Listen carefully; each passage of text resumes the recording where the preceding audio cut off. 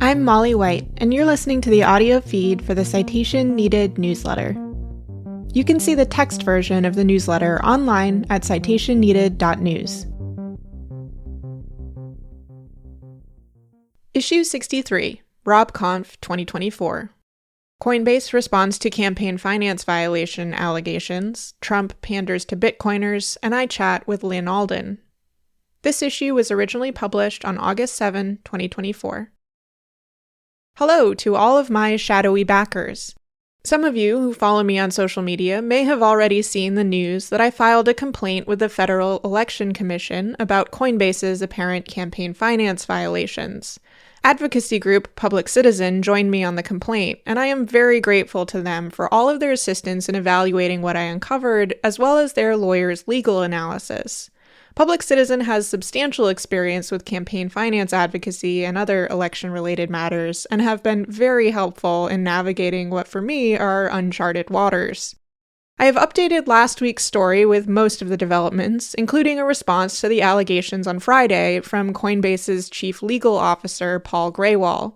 Scroll down to the Coinbase's response section if you already read it and are just looking for what's new.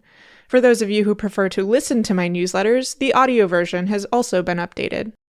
Grewal responded again day before yesterday, after news of the complaint became public, to briefly repeat his claim that Coinbase is not a federal contractor, a claim that we already explained in our filings is not consistent with the law. He then reduced himself to innuendo that I must be being funded by some shadowy secret Coinbase opponent, before making confusing and baseless claims that we are attempting to, quote, report a political bias which does not exist by highlighting Coinbase's contribution to the House Republicans. I will go into this in more detail later on in the issue, but for now I will leave it with this. It is telling that Grewal is resorting to personal attacks and baseless allegations to try to stir up Coinbase's supporters, rather than providing a coherent explanation for the legality of Coinbase's campaign contributions. Meanwhile, Coinbase's CEO is boasting to analysts that the next presidential administration, whoever it is, will be, quote, constructive on crypto, thanks to the political pressure. Quote, crypto advocates are making their voices heard as an important voting bloc, he said, once again exaggerating what he and his company would like to present as a grassroots issue, rather than a bunch of mega-wealthy executives and companies spending enormous amounts in hopes of buying friendly regulations. Also included in this issue, I had the opportunity to interview Lyn Alden, an investment strategist, analyst, and prominent Bitcoiner. We had a conversation on Twitter in which we disagreed on the topic of sexism in the Bitcoin and crypto industries, which we took to a recorded face-to-face discussion. It was an interesting conversation, and I encourage you to watch it. I will also make the audio of the interview available on my podcast feed. In the courts. CoffeeZilla has released a video about the defamation lawsuit filed against him by influencer and alleged crypto scammer Logan Paul, which CoffeeZilla believes was motivated by upcoming reporting of his on a different shady business venture that Paul was involved with. This lawsuit is not about Logan Paul getting defamed. Instead, this is about him trying to dodge accountability, victims, and blame anyone but himself for his problems, especially me. This lawsuit and Logan's definition of accountability seems to mean he'll sue me, which is why I believe this lawsuit was not designed to win, but to shut me up, to threaten me, using Logan's wealth and a federal court system without anti-SLAPP to send a message. Do not tell that story. Legal commentators Quest Authority and Legal Eagle have both covered the lawsuit and agree that it looks like a pretty bogus intimidation suit. Unfortunately for CoffeeZilla, bogus intimidation suits are still expensive as hell. That's the point. Not only that, but his errors and omissions insurer has refused to cover this lawsuit because apparently his policy, unbeknownst to him, contained exclusions for defamation suits and for any of his content that describes digital assets. In other words, pretty much everything CoffeeZilla might get sued about. If you want to pitch in for his legal defense, he has a Patreon and some cool new merch. Or if you're feeling really froggy, you could help push for a federal anti-SLAPP law in the United States, which we desperately need. Terraform Labs' Do Kwon is now slated for extradition to his native South Korea, not the United States, after endless court battles and flip-flopping in Montenegro, where he has been held in jail since April 2023. Although the Montenegrin High Court's press release emphasized that this decision is final, after all this back and forth, I'm not sure I'll fully trust it until he actually sets foot in South Korea. In bankruptcies, the bankrupt crypto lender Genesis has finished up its restructuring and will begin distributing around $4 million worth of assets, in kind in crypto and in dollars, to its creditors. Holders of different types of assets will receive different percentages of their assets back, with Solana creditors receiving the least at around 30%, Bitcoiners receiving around 51%, and stablecoin holders receiving the full 100%. Average recoveries will be, for the time being, around 64%. Genesis has also set aside around $70 million for legal expenses to go after third parties, including its own parent company, Digital Currency Group, or DCG. Creditors may receive more assets later on, depending on the results of this litigation and several other factors. In governments and regulators, the SEC's long-running lawsuit against Ripple has finally come to an end. Well, at least for now. The judge in the case found that Ripple's institutional sales of its XRP token were in violation of federal securities laws and fined the company $125 million. Although this is a big number, it is substantially less than the $1 billion in disgorgement and $900 million in penalties the SEC had sought, and the SEC has indicated they're likely to appeal the outcome of the case. Ripple, as they are wont to do, has celebrated the outcome as a victory.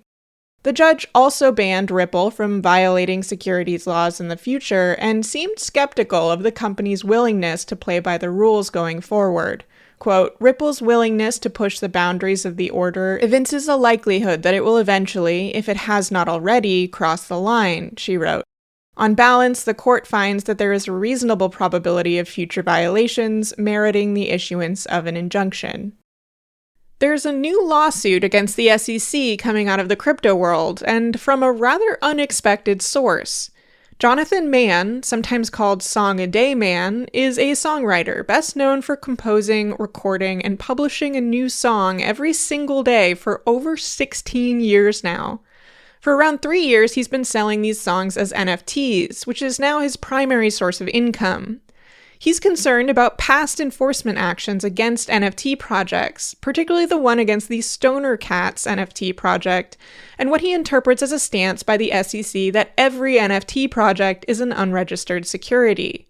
He explains, quote, because the SEC has been exquisitely random about which projects they go after, it feels like anyone could be next. Are they going to come after me? I refuse to sit around and find out. He and Brian L. Fry, the law professor who once created an NFT called SEC No Action Letter Request, are co-plaintiffs in a lawsuit seeking declaratory action that their planned NFT projects are not violations of securities laws. Oh, and of course, there's a song. Okay, I'm really doing this. I'm suing the SEC. Okay, I'm really doing this. I'm suing the SEC. Okay, I'm really doing this. I'm suing the SEC. Okay, I'm really doing this. I'm suing the SEC. Hi, my name is Jonathan Mann, and to be perfectly plain, this wasn't part of my plan. Like, I didn't grow up with a distant dream of someday suing a government agency. But there's this road regulator who's been up to no good, doing his level best to try and mess with my livelihood. I joined Mann on his Digitally Rare podcast in May 2022, and as it so happens, featured his episode with Fry in my Worth a Read section in issue 23 of this newsletter. A group of Democrats in Congress has written a letter to the CFTC asking them to ban betting on U.S. elections. While this has to do with prediction markets quite broadly, many in the cryptocurrency industry are taking this as a jab at Polymarket, an increasingly popular crypto betting website that allows people to bet on the outcomes of, well, just about anything. Polymarket has enjoyed a recent surge in popularity, perhaps partly because of the Olympic Games, but mostly because of the rapidly heating up US election season.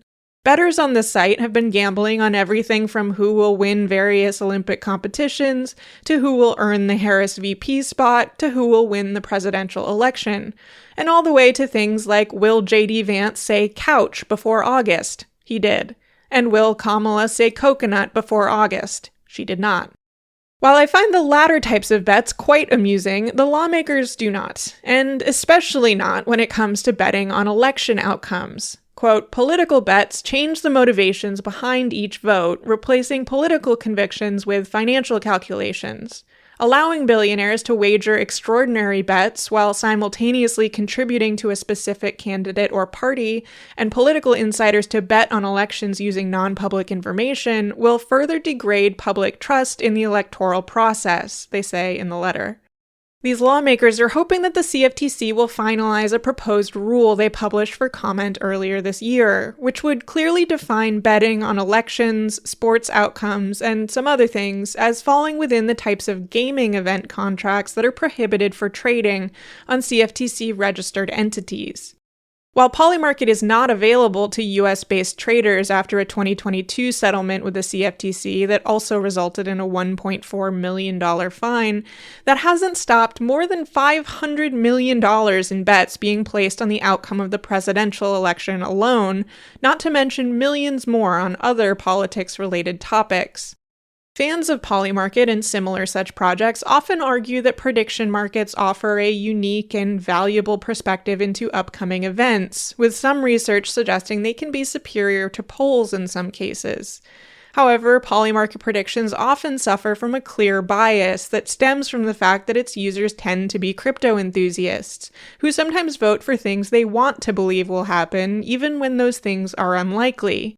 One good example would be a recent bet that Elon Musk would appear as a surprise speaker at Bitcoin 2024, which was at around 25% yes votes on the last day of the event as impatient attendees waited for Trump's late speech and began theorizing that it was late because Musk might join, even as public aviation records showed Musk's jet flying past the conference city of Nashville, Tennessee, on his way to an apparently unrelated engagement in Memphis.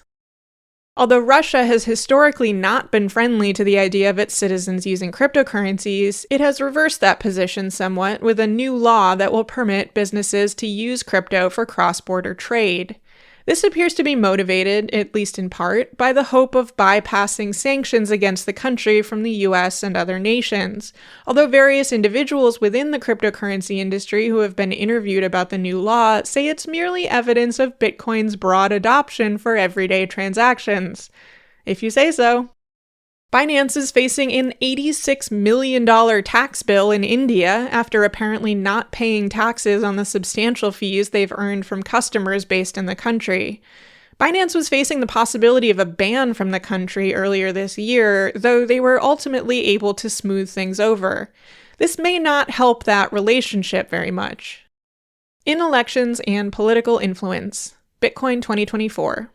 The Bitcoin 2024 conference, or as I like to call it, RobConf 2024, due to the unusual number of speakers named Rob, has wrapped up. It's the largest Bitcoin event, although this year it looked a little more like a Trump rally than a crypto conference.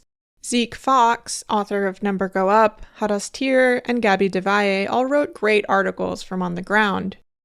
I greatly angered some devout Bitcoiners by mentioning the number of Robs and Matts and Mikes speaking at a conference with only 56 women speaking. Later, I highlighted some of the horrendously sexist comments I saw about the fact that roughly 87% of the speakers were male, which seemed to help answer other commentators remarking that it was just a shame that women weren't naturally interested in Bitcoin. This wound up drawing a comment from Lyn Alden, a prominent investment strategist and venture investor into Bitcoin companies. She remarked that she hadn't, quote, had any notable sexist issues directed at her personally. I was happy for her to hear this, although not exactly convinced that her experience was representative or somehow disqualifying of my own, particularly given her status as someone in a position of potentially financing Bitcoiners' endeavors. We ended up having a long back and forth on the topic, and she ultimately offered to do a video interview where we could go into more detail. I took her up on that and have posted the video to my YouTube. Like I said, I'll also add it to the podcast feed. As for the rest of the conference, organizer David Bailey tweeted 2 days before the event that, quote, "We're in talks with the Kamala Harris campaign for her to speak at the conference. Would be very savvy of her to reset the Democrat positioning on the fastest growing voter bloc in the country. They're making up their minds today." He tweeted the following day, quote, "Kamala Harris will not be speaking. No surprise. What can she say to us when she's actively imprisoning developers, forcing our industry overseas, attacking proof of work? It would have been a disaster for her. All eyes on Trump now." Although a disappointing number of news outlets reported this claim, none of them verified it with Harris's team, nor did they point out the obvious motivation for Bailey to fabricate a story like this to drum up news coverage about the conference he runs and to use it as an opportunity to bash Harris to the crypto crowd. Around the same time as this rumor, the Financial Times reported that the Harris campaign was, quote, "seeking a reset with the cryptocurrency industry." Also sourced only to, quote, "people with knowledge of the matter," without specifying if they were members of the industry or members of Harris's campaign. That story is at least somewhat more likely than her genuinely considering showing up to Bitcoin 2024 in what would have been one of her first appearances after being named the presidential nominee. Trump showed up and gave a rambling speech that occasionally touched on Bitcoin topics, though those were clearly the scripted parts in between his stream of consciousness commentary on topics ranging from electric vehicles to Hillary Clinton to violence in Chicago. The mask seemed to slip a bit when he signed off. Thank you all. Have a good time with your Bitcoin and your crypto and everything else that you're playing with. Many in attendance cheered his various promises, firing SEC Chairman Gary Gensler day one, and ensuring, quote, "the rules will be written by people who love your industry, not hate your industry." Stopping the practice of selling Bitcoin seized as part of law enforcement activities and instead holding it to, quote, "serve in effect as the core of the strategic national Bitcoin stockpile." Preventing the creation of a central bank digital currency, or CBDC, commuting the sentence of Silk Road creator Ross Ulbricht, somewhat of a martyr among libertarian and Bitcoin circles, who has served 11 years of his life sentence. Robert F. Kennedy Jr. also spoke, and he was widely recognized by attendees as more knowledgeable about the topic. His promises were also much bolder and much more in line with many Bitcoiners' interests, to the point that I found myself wondering how many attendees were sold on Trump at this conference versus how many defected from the Trump camp to vote for RFK Jr.'s supposedly Democratic spoiler candidacy. His biggest promise by far, announced to thunderous applause, was that he would establish a strategic reserve of 4 million bitcoins, worth around $225 billion at today's prices, and amounting to around 20% of the total bitcoin supply, which he did not disguise as a promise to pump the audience's bags. The cascading impact from these actions will eventually move Bitcoin to a valuation of hundreds of trillions of dollars. On the last day of the conference, a group of Democratic congresspeople and congressional hopefuls signed on to a letter urging the DNC and, quote, prospective presidential candidates to, quote, take a forward-looking approach to digital assets and blockchain technology. The letter repeated Coinbase's spurious claim that 52 million Americans own crypto and regurgitated numbers from DCG's dubious poll that sought to convince these very congresspeople that crypto is a voter issue. Several of the signatory candidates have received substantial backing from crypto PACs, including Shamari Figures, who received $2.4 million, and Yasemin Ansari, who received $1.4 million. Coinbase. Coinbase's chief legal officer, Paul Graywall, on Friday attempted to refute my research into the company's apparent campaign finance violation by arguing that his company is not a federal contractor, despite having a plainly visible federal contract listed on the official government website that lists such things. He has argued that based on a definition in the Code of Federal Regulations that specifies that contractors are paid, quote, in whole or in part from funds appropriated by Congress, Coinbase is not a federal contractor because this contract will be paid from the Department of Justice's Asset Forfeiture Fund, that is, out of the pool of cryptos seized by law enforcement. If Graywall's explanation were to be accepted, it would be another massive loophole in laws intended to prevent the appearance of, or actual, corrupt pay-to-play behavior by federal contractors looking to secure multi-million-dollar government contracts such as this one. However, as Public Citizen and I explained in a supplement we filed on Monday with the FEC, Congress's enactment of 28 U.S. Code Section 524, called Availability of Appropriations, which created the Assets Forfeiture Fund and authorized the Attorney General to make expenditures from that fund, was an appropriation, and funds spent from that fund are appropriated by Congress. This is a widely and long-held interpretation supported by the courts and by the Department of Justice itself. Graywall took to Twitter once more after the news of our FEC filing broke, merely repeating his claims that Coinbase is not a federal contractor. He then attempted to insinuate that I have secret backers funding me, and took issue with our suggestion that there is a partisan slant to Coinbase's campaign contributions. The first problem here is that I am about as transparent as I can get about exactly who funds me. Individuals like you, dear reader, and if you are one of them, I thank you. Your dark sunglasses and fedora will be in the mail shortly, and I recommend you get to work growing a mustache you can twirl. The second problem is that we didn't make any allegations, or even implications that Coinbase is donating along party lines, mostly because they aren't. My only actual reporting on the partisan breakdown of Coinbase's spending is to say precisely what he has, which is that Coinbase is funding Republican and Democratic committees and candidates roughly equally. He was apparently irritated that we only singled out Coinbase's contributions to Fairshake and to the House Republicans in our complaint, and not the company's other contributions to the House Democrats and to Senate Republicans and Senate Democrats. This was, of course, Coinbase's own fault. The contribution to the House Republicans was the only one of the 4 contributions that fell within the prohibited time period.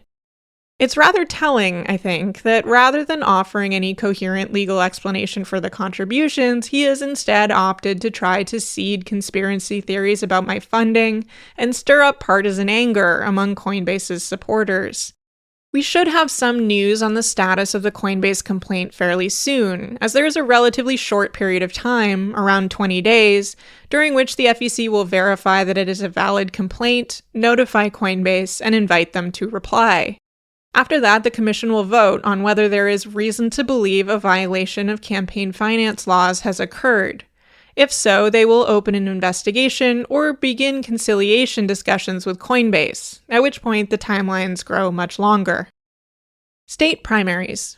Arizona held its primaries on July 30th, and 3 of those elections involved crypto spending. The most substantial spending happened in District 3, where Protect Progress contributed more than $1.35 million to support Democrat Yasemin Ansari, one of the signatories of the aforementioned letter to the DNC, in her primary. Her race turned out to be incredibly close and is headed to a recount because she is leading her opponent, Raquel Taran, by only 42 of the more than 38,000 votes cast in the district. The one Protect Progress ad I've been able to find for her is a Spanish-language ad explaining that, quote, now more than ever, we need strong Democrats like Yasemin Ansari, and talking up that she is a daughter of immigrants who will protect reproductive rights and combat inflation. This ad is jarring to watch given the crypto PAC's support for far-right Republican and Peter Thiel-backed venture capitalist Blake Masters, running only 30 miles north in the heavily Republican District 8. Masters vocally supports fetal personhood laws and other extreme anti-abortion laws, has pledged to slash funding to Planned Parenthood and others he deemed abortionists, and ran on an anti-immigration platform in which he promoted a conspiracy theory that Democrats were, quote, importing immigrants to shore up their margins. Quote, the Dems are trying to replace you. They're trying to steal your vote by diluting you with millions of third world illegal aliens, he claimed at a debate in February. Although Masters' $580,000 in crypto funding ostensibly comes via the Defend American Jobs PAC, not the Protect Progress PAC that has donated to Ansari and other Democrats, the two PACs are both mere fronts for Fairshake. They draw from the same pot of money and pool of donors and are run by the same people. Masters ultimately lost his primary to Abe Hamadeh, 25.8% to 29.9%. Donald Trump had made sure he would back a winner by endorsing both of them.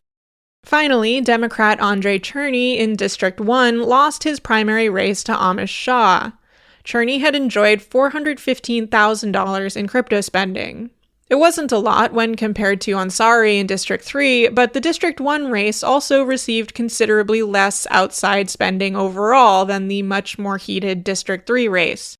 Cherney's crypto backing made up 60% of his outside spending, and was a part of total spending on his candidacy that roughly doubled that of Shah.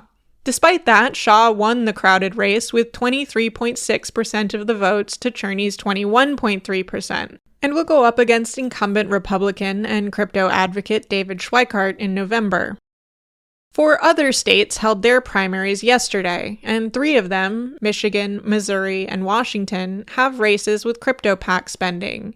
In 2 of the 4 races with crypto spending, we can see again the close alignment of the crypto super PACs with AIPAC and other pro-Israel PACs, something that has also been apparent in spending against Jamal Bowman and, to a lesser extent, to support Yasemin Ansari.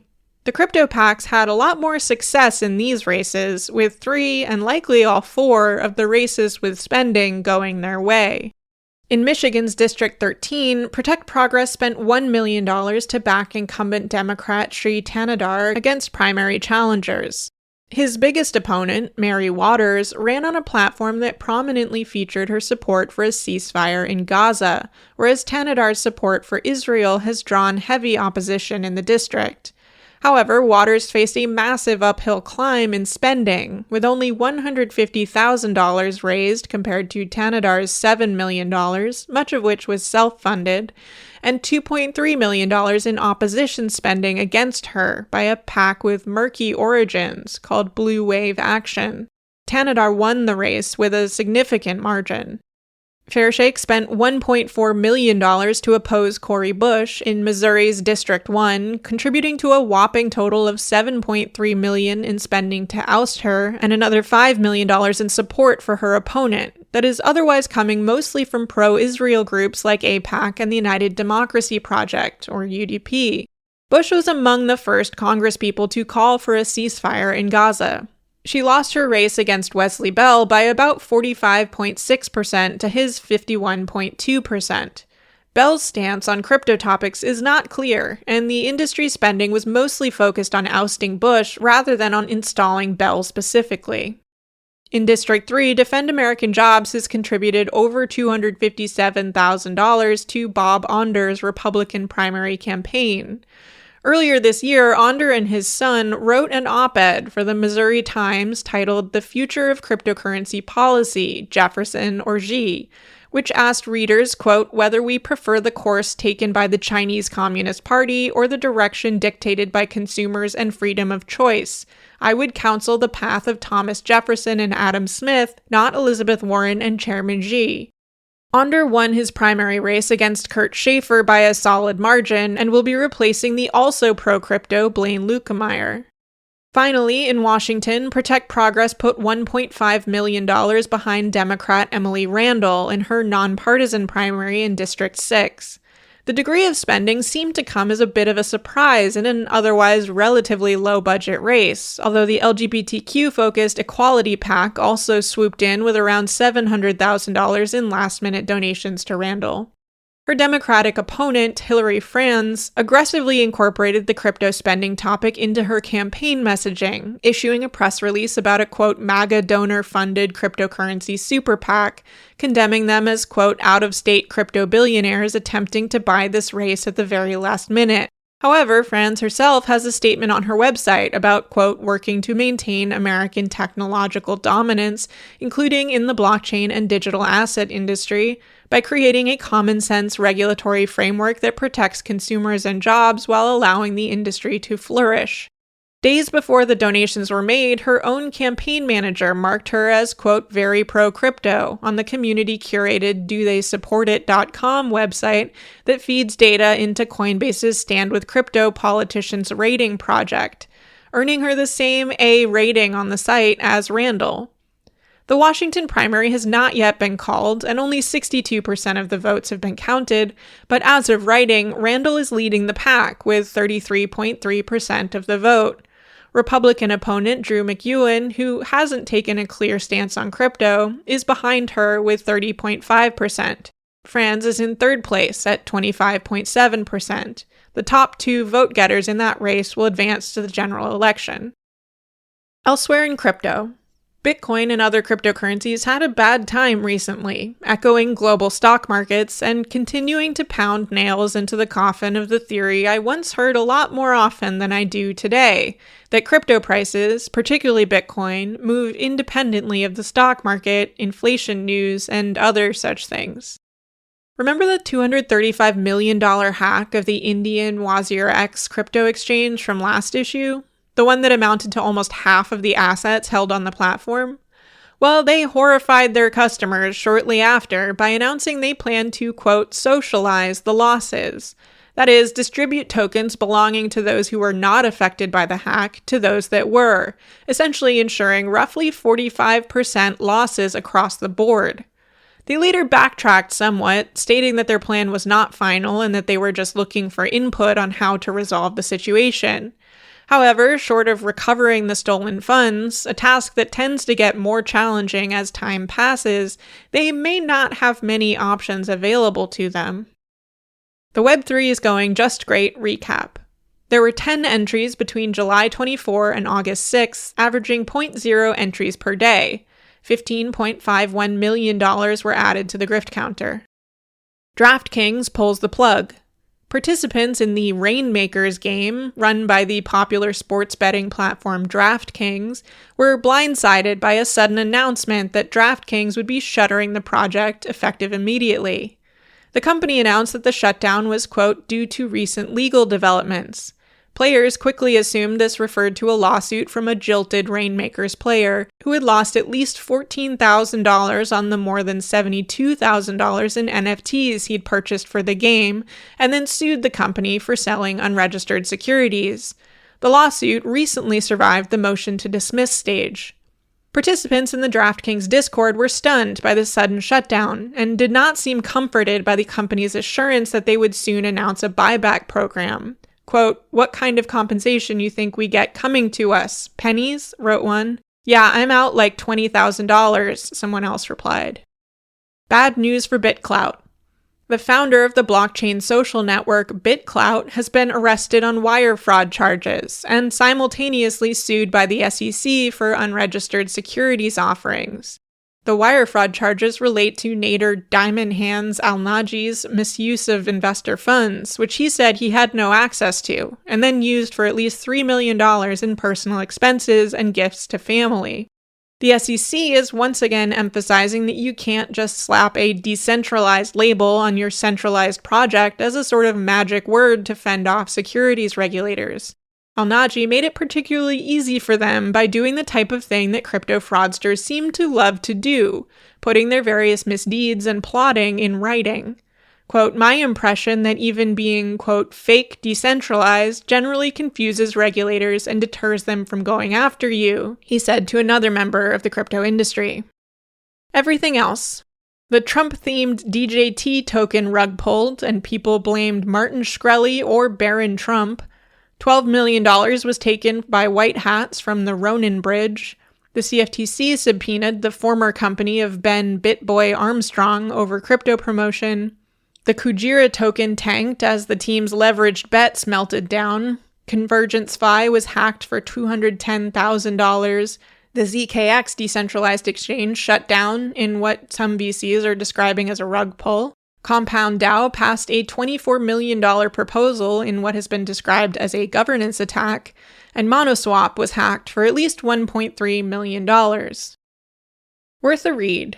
Paris Marks just published a great episode of Tech Won't Save Us with Jacob Silverman, who did an unbelievably comprehensible job of breaking down the weird and tangled ways in which Silicon Valley types and tech billionaires are going all in on politics, mostly behind Donald Trump and J.D. Vance. The episode is titled Silicon Valley is Backing Donald Trump. In case you missed the bombshell, a judge ruled on Monday that Google holds a monopoly on online search and search advertising. This is a huge deal, although likely to be appealed, and is one of the first successful antitrust suits against a major tech firm in a really long time. Slate covered it in an article titled Google is Officially a Monopoly. Here's what that really means. In the news, I had a really fun time talking with Zach Guzman at Coinage about the massive political spending out of the cryptocurrency industry, my broader opinions on crypto and Web3, and a few other things. It was a good time, and I enjoy having these types of conversations with folks on the other side, so to speak. There's usually a moment, as there is in this interview, where the person I'm talking to realizes that our views maybe aren't as radically different as they originally thought. This episode is titled The Explosion of Crypto in Politics with Molly White. I also had a great time on the Western Kabuki podcast, recollecting that shared fever dream that was the Bored Apes NFT project. You don't hear much about them these days, even when you're as steeped in the crypto world as I am, but they are still around. The episode is titled Bored Ape Yacht Club, a Chimposium, featuring Molly White. Follow the Crypto also got some more shout-outs in media outlets, including CNN, Zeit Online, DL News, The Lever, which was syndicated to Jacobin, Truth Out, and the Arizona Daily Star. That's all for now, folks. Until next time, this has been Molly White. Thanks for listening to this issue of the Citation Needed newsletter. To learn how to support my work, visit mollywhite.net/support. If you'd like to read the text versions of these episodes, sign up to receive the newsletter in your email, or support my work on a recurring basis, go to citationneeded.news.